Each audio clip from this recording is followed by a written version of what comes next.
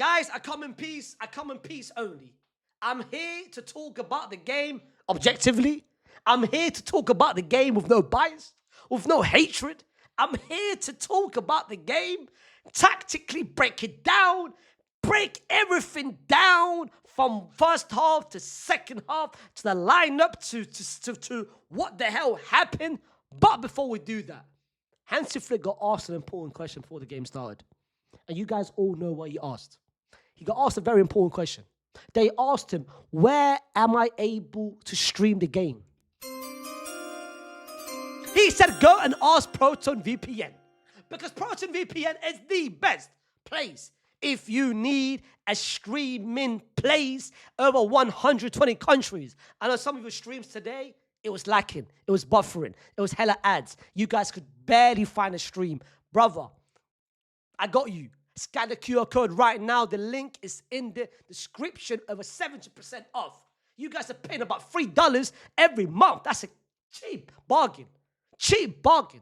It's so quick. One click. Easy navigation. So secure. So private. Better security than that Barcelona's high line. And as much as free, only free, fam. Free, 70% off. You know what to do right now? Scan the QR code. The link is in description because trust me, Barcelona need Proton VPN because that high line was not highlining at all. And I've got a lot to talk about Hansi Flick because, brother, I want to have a conversation with you, but not now. Let's go straight into the 11 first of all. Let's go straight into 11. This is how Barcelona lined up with Lamine, with Fermin, Ferran, Dani Olmo, Frankie and Casado, Koundé, Kabasi, Eric Garcia and Bolde. No Pedri, no Rafinha. They put Casado in the midfield and they put Olmo as the left winger. As for Atleti, it was predictable, it was easy, it was expected that they were going to play with all the strikers. The Lookmans, the Julians, the Antoines, and the Simeone. They understood the assignment. And I said it before the game started. There's a reason why I predicted this game to be 3-1 Atleti. Before the game started, I had Atleti winning 3-1 because I knew, playing at home, with their home fans, who by the way, produced great atmosphere. They understood their assignment. Barcelona's coming to this game with 3 massive injuries. No Pedri, no Rafinha, and no Rashford as well coming off the bench. So that's 3 big plays for Barcelona missing. So they knew they had to take advantage of that situation, and they knew they couldn't afford to draw this game, to lose this game, even to win 1-0 or 2-1. They understood that this game had to be 3, had to be 4. You had to take a healthy cushion going away to the second leg. They knew the assignment, and this is what they did from the first second, bro. From the first second. They had a chance early on, which got saved. Beautiful save by Juan Garcia. Beautiful touch by Antoine to Simeone. I'm not sure why he never took an extra touch, but great save by Juan Garcia. And from there, I said, oh my goodness gracious. Is this going to be another game where I'm going to see Juan Garcia save about 3 to 4 to 5 to 6 to 7 to 8 to 9 to 10 to 100? Which is also the countries that Proton VPN is accessible to. But are we going to see Juan Garcia save as many shots? Same way we saw against Espanyol. But literally, about 2 minutes later, I must have jinxed the fella. I must have jinxed the brother. 2 minutes later, Eric Garcia with a back pass. Boom, Juan Garcia completely. He wasn't even looking at the ball. He was only looking at what he was going to do when he gets the ball. He was only looking up, but fails to control the ball. The ball goes under his leg. Was too slow to come and save it, to recover it. 1-0 to Atletico Madrid. And from that moment onwards, I could see the fear.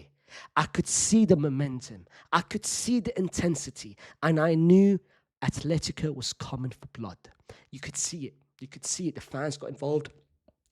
Even the players, because the players, this is the first time this season which they've been in that kind of situation where they see, first of all, they've just conceded a goal, but usually is from a defensive howler, a defensive mistake, a midfielding mistake. But Juan Garcia committing the mistake like that, that's not a good sign. Because straight after that, 1 became 2. Beautiful goal by Mr. Antoine Griezmann. Started from a corner.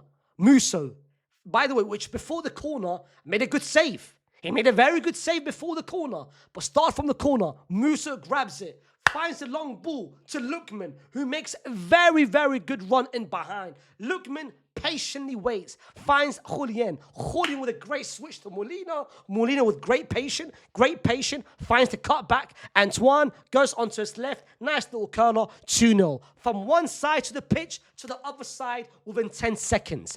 Beautiful transition. This is prime time counter-attacking ball. 2-0 to Atletico. The fans goes crazy. My watch-along goes crazy. I go crazy. It was such an important goal, especially 40 minutes into the game, especially because they understood that they needed to make it 3, they needed to make it 4, and they understood that Barcelona was under massive pressure. But from 2-0, Barcelona then woke up a little bit. That little, from the 15-minute to the 30-minute, Barca woke up. They woke up, they started to create chances. Ferran had a chance, and Fermin hit the post. So Barca had their moments. And this was their moment. This was the moment to basically calm the game down.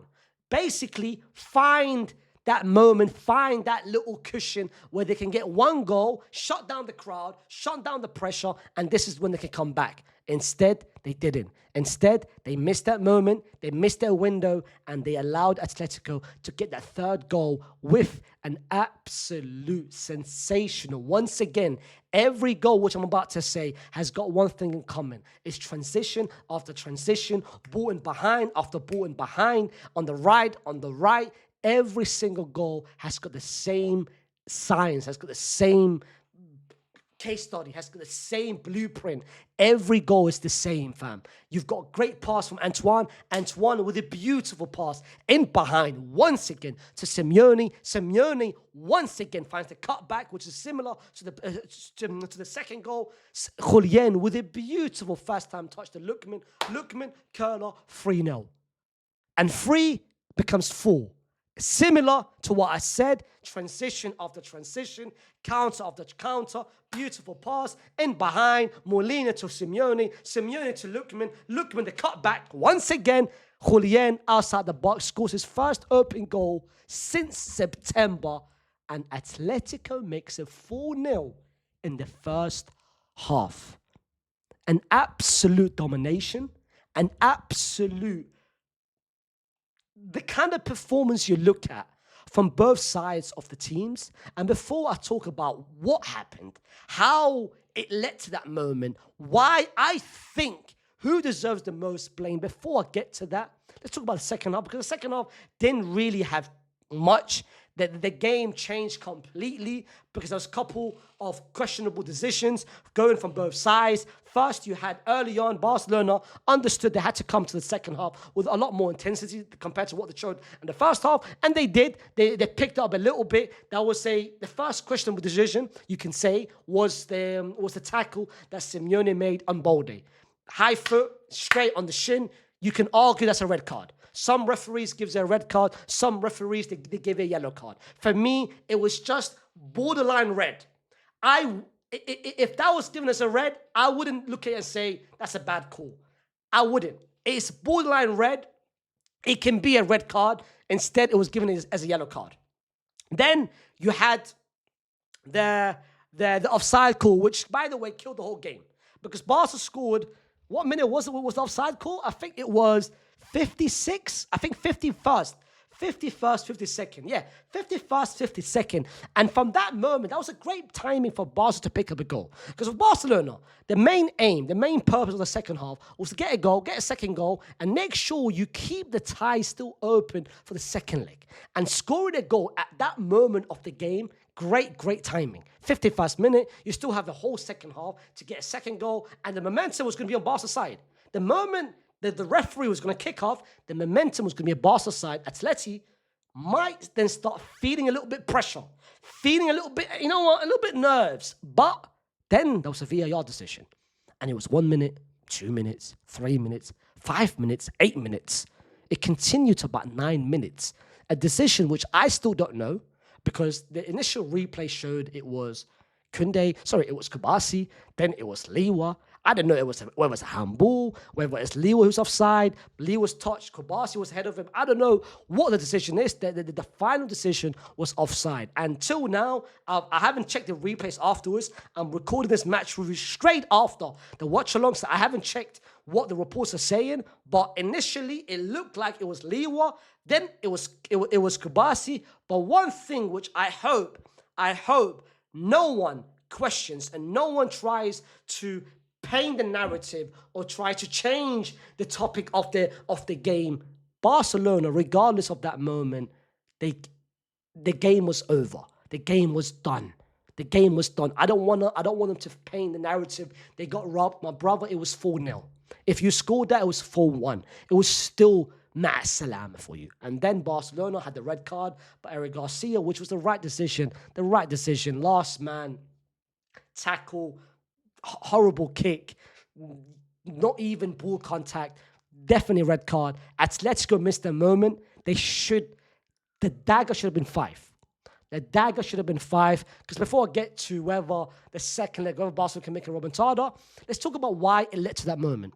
Because there was a lot of player performances, which was bad. A lot of players played bad. But before I get to the players,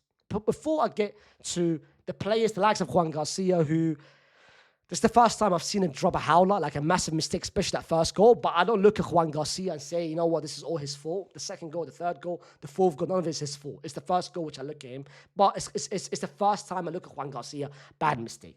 Then you look at the partnership of Eric Garcia, Kobasi, very slow in behind. And whenever the ball is going in behind, they are failing to realize who to man mark. The position, the awareness is nowhere to be seen.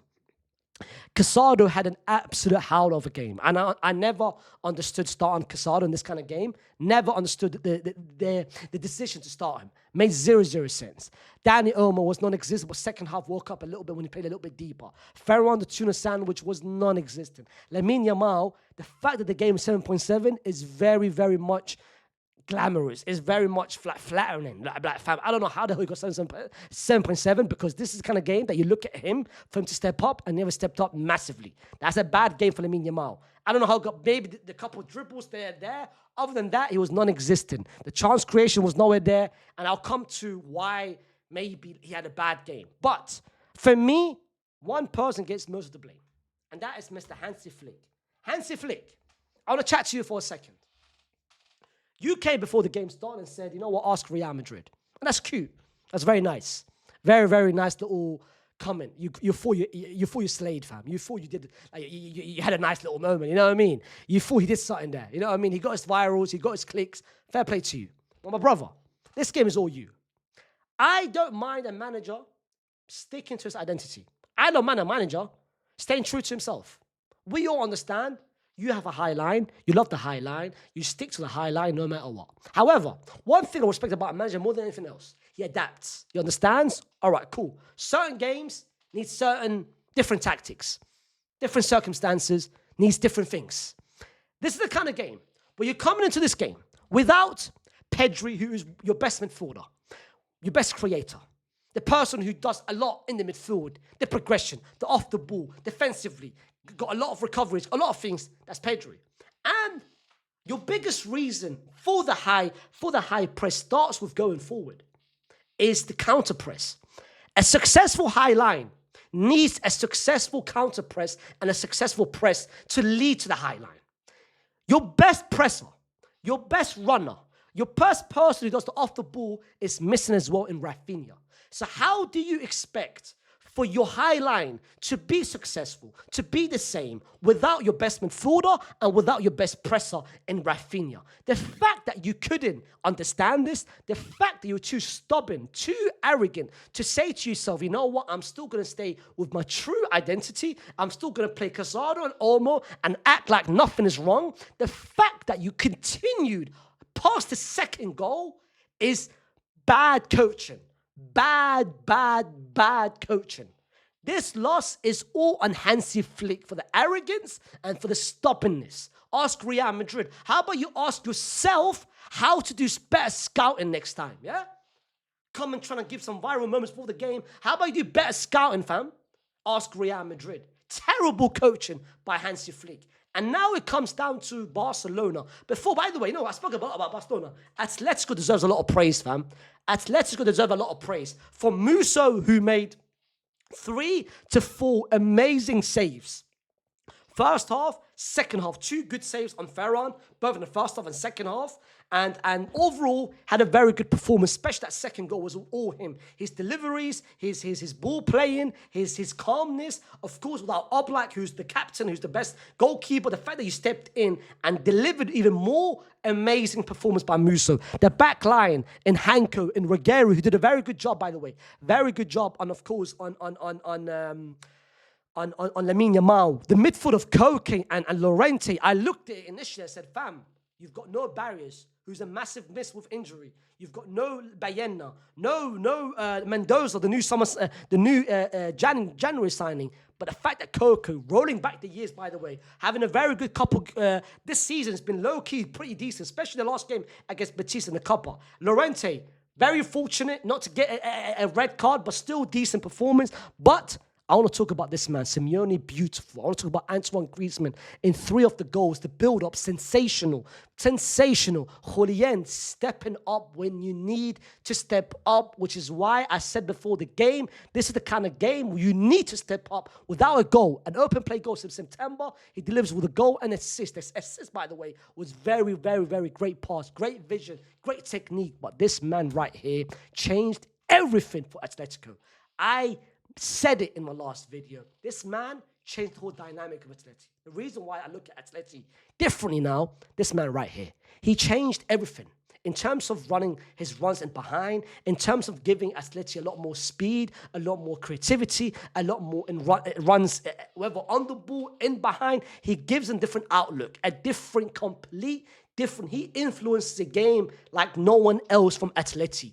This guy is a bargain. How they managed to get him for 35 million when they sold Gallagher for 38 million is mind-baffling. This is the kind of business which you look at. You go to Harvard University, you go to Oxford, you go to Oxford, you go to Oxford, you go to Cambridge. This is the kind of management, the kind of transaction which is second to none. Beautiful piece of business. And another piece of good business. Proton VPN, fam. Come on, brother. 70% off. Scan the QR code right now. The link is in the description, but I'll give you my thoughts. Put down the link, comment down in the comment section what you guys make of the game itself. Like the video, subscribe to the channel, and I'll be there, don't worry, with a preview for the second leg and whether Barcelona can make the unthinkable happen.